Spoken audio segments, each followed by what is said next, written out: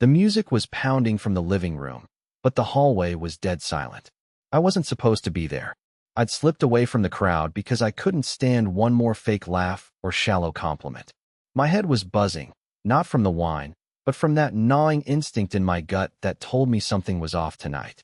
I stopped when I heard voices, muffled, urgent, coming from behind a half-closed office door. At first, I thought it was just two co-workers gossiping, but then I heard her voice. Clara, my wife. I froze mid-step. She was whispering, almost pleading. We can't do this here, Gerald, someone could hear us. My entire body went cold. I pressed my ear closer, careful not to let the floor creak.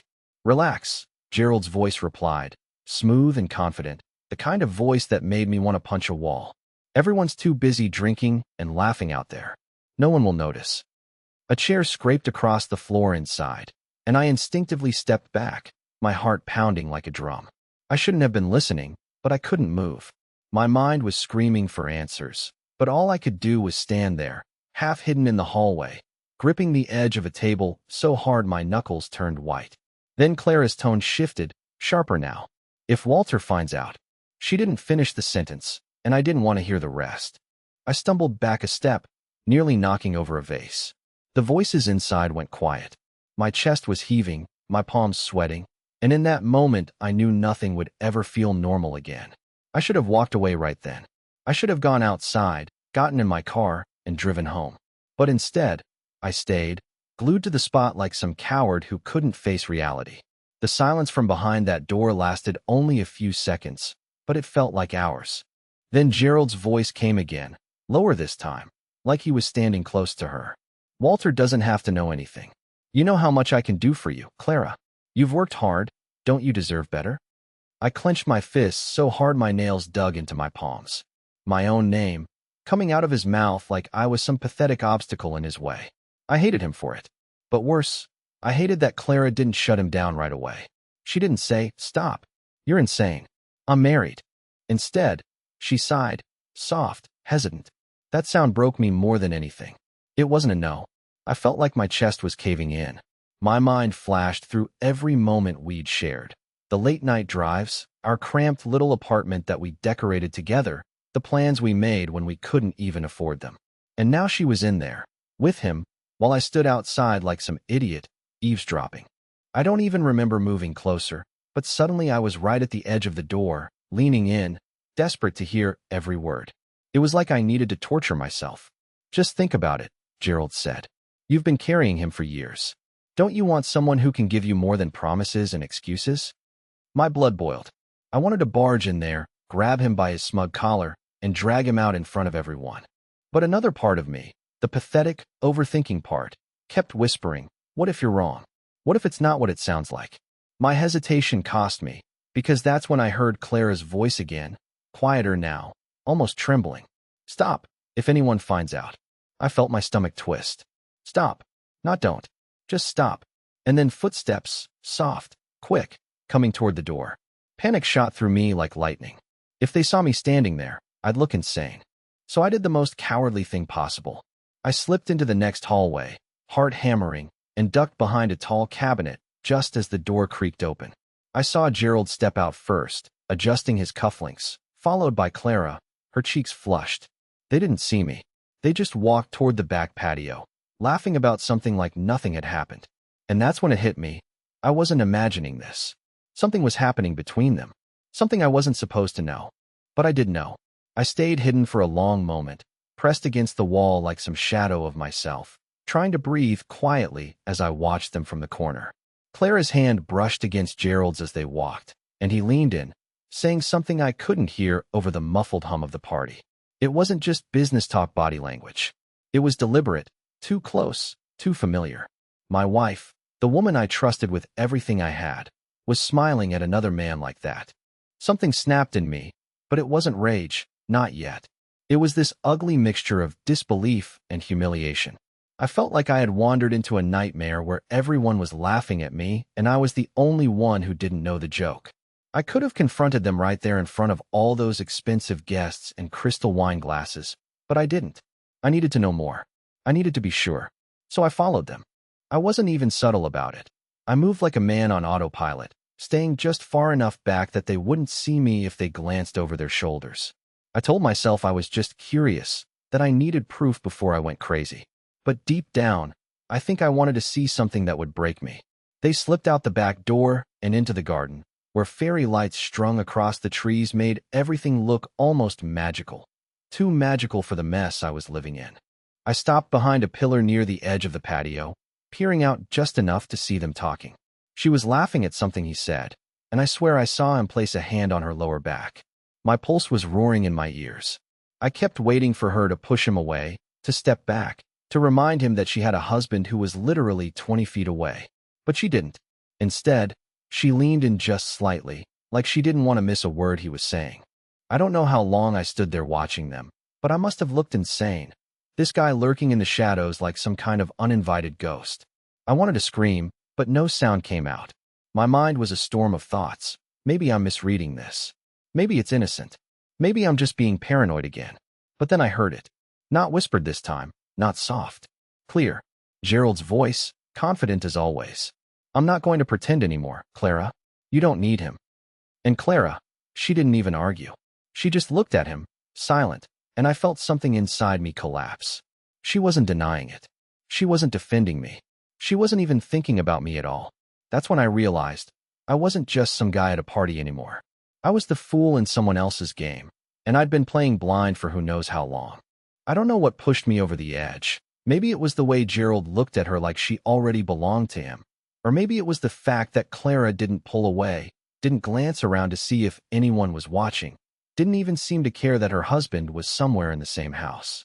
I could feel my chest tightening, and my throat burned as if every breath was too heavy to swallow. I knew I couldn't just stand there like a ghost while my life unraveled 10 feet in front of me. Something in me snapped, and before I could think twice, I stepped out from behind the pillar. I didn't shout. I didn't scream. I just said her name. Clara. She turned, and I swear I'll never forget the look on her face. It wasn't guilt, not at first. It was shock, like I was the intruder here, like I had just walked in on a secret world that wasn't meant for me. Her lips parted, but no words came out. Gerald, on the other hand, had the nerve to smirk, like this was just some misunderstanding that amused him. What are you doing? I asked her, my voice barely more than a whisper. I didn't want to create a scene, not with all those people inside. My hands were shaking, and I could feel my nails digging into my palms again. Clara glanced at Gerald and then back at me, as if trying to calculate what she should say. Walter, it's not what it looks like, she finally said. But the way she said it, it sounded rehearsed, like she'd practiced this line before. And that hurt more than anything. Gerald took a step forward, and I felt my body tense. Look, man, he said, his tone dripping with fake calm. You're clearly upset. Why don't you just take a walk and cool off? Clara and I were just talking about work. Work? I laughed, but it wasn't a happy laugh. It was bitter, broken. You call this work? I gestured to the space between them, the closeness that wasn't professional at all. Clara didn't even move away from him. That told me everything I needed to know. My head was spinning. I didn't trust myself to stay there any longer, so I turned and walked away. I didn't even care if they followed me. I just needed to get out of that house before I did something I'd regret. As I pushed through the crowd of guests, I felt their eyes on me, but I didn't stop. The laughter, the music, the clinking glasses, it all sounded fake, hollow. When I finally got outside and the cool air hit me, I realized my hands were trembling uncontrollably. I got into my car, gripping the wheel so hard my knuckles turned white. My mind was screaming with questions, but the loudest one of all was, how long has this been going on? I sat there in the driveway for what felt like forever, staring at the front door, waiting for her to come out. And when she finally did, walking toward me with that same expression of careful composure, I knew this wasn't over. Not by a long shot. Clara slid into the passenger seat like nothing had happened, like I hadn't just caught her in the middle of something that made my blood boil. For a few seconds, neither of us spoke. The silence between us felt like a third person sitting in the car, watching us both unravel. Her perfume filled the air, the same scent I used to love but now felt suffocating, like a reminder of everything I'd just seen. I don't know what you think you saw, she finally said, her voice calm but too careful. But it's not what it looked like. She kept her eyes fixed on the dashboard, refusing to meet my gaze. Oh, really? I snapped, gripping the steering wheel until my hands ached. Because from where I was standing, it looked exactly like my wife cozying up to her boss while I played the fool in the other room. She winced, but not in the way I expected. There wasn't guilt in her eyes. There was anger. "You're being dramatic, Walter. Gerald was just talking to me about work, about my future at the company.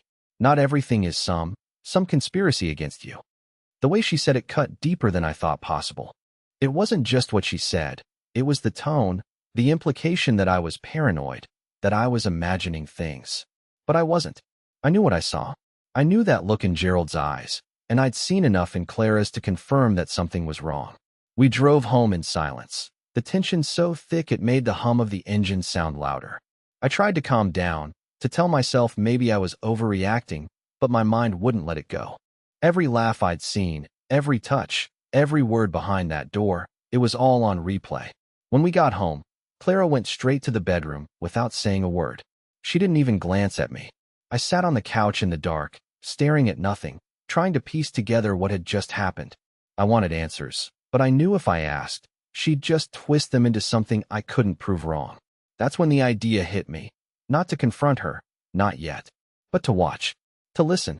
I needed to know the truth, not just guess at it. My gut told me this wasn't a one-time thing. Something was happening, and I was going to find out exactly what. I stayed up that night, pretending to scroll through my phone, but really I was going through every detail in my head. Her recent late nights at work, the sudden secrecy with her phone, the way she'd started dressing differently. It all connected, and I hated myself for not seeing it sooner. By 3 a.m., I knew I wasn't just a jealous husband. I was a man who'd been lied to, and the worst part was that I didn't even know how deep the lies went. But I was going to find out. I didn't care how ugly the truth was, because I had the feeling it was going to be uglier than I could imagine. The next morning, Clara acted as if nothing had happened. She hummed while making coffee, scrolling through her phone with that bored, distracted expression she always wore before work. I sat across from her, barely touching my mug, my mind spinning like a machine about to overheat. I wanted to grab her phone and see who she'd been texting.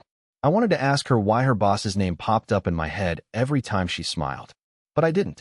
Not yet. I needed to be smarter than that. "Big day today?" I asked, trying to sound casual, but even I could hear the strain in my voice. She looked up, blinking like she'd forgotten I was there. "Yeah, just meetings," she said, and her eyes dropped back to the screen. She wasn't even looking at me. I felt a sharp pang of something. Anger, hurt, maybe both. I thought about that moment at the party when she didn't step back from Gerald, when she just let him speak to her like I didn't exist. It burned in my chest. After she left for work, I sat there for a long time, staring at her untouched coffee cup. I couldn't let this go. I told myself that if I was wrong, I'd feel like an idiot, but at least I'd have peace of mind. And if I was right, well, then I'd know what kind of person I'd married. I started with the basics. I went into the bedroom and checked her side of the nightstand. Nothing. Not that I expected her to leave love letters from Gerald lying around. But something told me she wasn't as careful as she thought. Clara's laptop was on the dresser. I knew her password. Of course I did. We never kept secrets. At least, I thought we didn't. I opened her email first. Nothing obvious, just work-related chatter. Then I went into her chat history. That's when I saw it. A deleted conversation thread from the night before. A blank space where messages used to be. My stomach dropped. She never deletes anything. I didn't have long to process it because my phone buzzed. It was a notification from our shared calendar. Clara had a late meeting scheduled for tonight. A late meeting on a Friday. I knew she'd be lying if I asked her about it. My hands were shaking, but a dark, determined thought crept in. Maybe it was time I followed her. The rest of the day was torture. I couldn't focus on anything. I waited until she got home, wearing that same green dress she'd worn at the party. "Gerald's taking the team out for drinks after the meeting," she said, without even looking at me as she reapplied her lipstick. She didn't realize how every small detail was screaming at me now. The extra makeup, the subtle perfume, the way her phone never left her hand. She left at 7:30. I waited 5 minutes before grabbing my keys and following her. My heart was pounding, my mind already building scenarios I didn't want to face. I told myself I just needed to see where she went. Just to know. I parked down the street from the restaurant she claimed they were going to, but she never went in. She walked past it, down a side alley, glancing around like she was trying to make sure no one saw her. My hands tightened around the steering wheel as I watched her disappear into a black SUV that was parked halfway down the block. Gerald's SUV. I sat there, frozen. Every doubt I had vanished. This wasn't innocent. This wasn't paranoia. I'd just seen my wife get into another man's car, and the man was her boss. My stomach turned cold. I didn't think, I just acted. The moment I saw Clara step into that black SUV, I started the car and followed. My hands were slick with sweat. My jaw clenched so hard I could feel the pressure in my temples. They didn't take the main road back to the office or toward any bar like she had told me. Instead, they headed toward the outskirts of the city, where streetlights are fewer and the silence of night makes every sound feel louder than it is. My headlights were off as I trailed them from a distance, terrified they'd catch me, but unable to stop myself. I kept telling myself I needed proof that what I was thinking wasn't just in my head. Proof that I wasn't crazy. I don't know if I was more afraid of being wrong or of being right. The SUV finally pulled into the driveway of a place I'd never seen before. A modern-looking house tucked behind tall hedges, the kind of place that screamed secrecy. I parked 2 houses down, heart pounding, watching through the windshield as Clara and Gerald got out. He touched her lower back again, and she didn't flinch. She didn't even hesitate. She followed him to the front door like she'd been there before. I sat there for what felt like an eternity, gripping the steering wheel until my hands went numb. My mind was a whirlwind of thoughts. Maybe I could confront them right now. Maybe I could walk up to that door and watch both of their smug faces collapse when they realized I knew everything. But I couldn't. I wasn't ready to hear the truth come from her lips. Not yet. Instead, I waited. I watched the lights flick on inside the house, first in the living room, then upstairs. My stomach churned with every passing minute, imagining what was happening behind those walls. I wanted to scream. I wanted to break something. But all I could do was sit there, suffocating in my own silence. After an hour, I couldn't take it anymore. I grabbed my phone and started recording a voice memo, just to get the rage out of my system. I didn't know why, but I wanted to remember this feeling, this exact moment, so I could never be talked out of it later. She could tell me 1,000 lies, but I'd have this. The memory of her walking into that house with him like she belonged there. When the front door finally opened again, I felt my chest tighten. Gerald stepped out first, casually adjusting his sleeves, and a few moments later, Clara followed. She was smiling. Not the kind of smile you give someone at work. This was softer, warmer. It was a smile I thought belonged to me. I sank lower into my seat, my body trembling as they got into the SUV. I didn't follow them this time. I just sat there, letting the cold realization sink in. There was no misunderstanding. No room for excuses. She was gone long before I even realized it. By the time I got home that night, I wasn't the same person. I stared at our wedding photo on the wall and felt nothing but rage and hollow disbelief. I knew this was just the beginning. And if she thought I'd stay quiet, she was wrong. When Clara walked through the door later that night, I was ready. I wasn't shaking anymore, and I wasn't hiding my anger. I'd spent the last hour sitting on that couch, rehearsing what I would say. She looked surprised to see me awake. Her makeup smudged just slightly, her phone clutched in her hand like a lifeline. "Where were you?" I asked, my voice steady but sharp enough to cut glass. She froze, just for a moment, before setting her bag down. "I told you," she began, but I raised my hand, stopping her cold. "Don't lie to me. I followed you, Clara. I saw you get into Gerald's car. I saw you go into his house." Her face went pale. For a long second, she didn't say a word. Then, to my shock, her eyes filled with tears. Not the crocodile kind, but real tears, the kind that come when the mask finally falls. "You don't understand," she said, her voice breaking. "It's not what you think." I almost laughed. Not what I think. I'd spent the whole night choking on the image of her walking into another man's home. "Then explain it to me," I said, my voice rising. "Explain why you're sneaking around with your boss and letting him touch you like I don't even exist." She sat down across from me, her hands trembling. "I've been meeting with Gerald." "Yes," she admitted. "But it's not an affair, Walter. He's been helping me plan something for us." I stared at her, my mind struggling to process her words. "Plan something? What the hell are you talking about?" She took a deep breath and pulled a small envelope from her bag. Inside was a contract. A business proposal. I've been working with him to start my own real estate firm. It's risky, And I didn't want to tell you until it was real. I didn't want to get your hopes up. Gerald's been mentoring me outside of work hours, letting me use his connections. That's all. I didn't know whether to believe her. My heart was still pounding, but as she laid out the details, the meetings, the investors, the long hours, I felt my anger start to waver. She looked me straight in the eyes, tears streaming down her face. You think I'd betray you like that? Walter, you're the reason I'm doing all of this. I want us to have more than this, more than struggling every month to get by. I didn't want to scare you with it until I was sure. I felt like the air had been sucked out of the room. Part of me still didn't trust it. My mind had been poisoned with suspicion for days. But as I looked at her, I realized something. She wasn't lying. This wasn't guilt I was seeing. It was fear that I'd stopped believing in her. That night, we talked for hours. About the business. About how distant we'd become. About how much we'd let stress and insecurity creep into the cracks of our marriage. I told her how I felt at that party, how every laugh she shared with Gerald cut into me like a knife. She listened, really listened, and I saw something in her eyes I hadn't seen in a long time. Regret, but also love. It wasn't perfect, and it wasn't some movie ending where everything magically became fine. But for the first time in months, we were honest. We were raw. And in a strange way, it brought us closer. 2 weeks later, Clara signed her first investor contract, and she asked me to be part of the project, to believe in her the way I used to. I said yes, because despite everything, I still loved her. Maybe even more now, because we'd survived the fire and come out stronger. If you'd told me that night at the party would lead to this, to us rediscovering why we chose each other in the first place, I would have laughed in your face. But life is strange like that. Sometimes the moments that nearly break you are the ones that put you back together.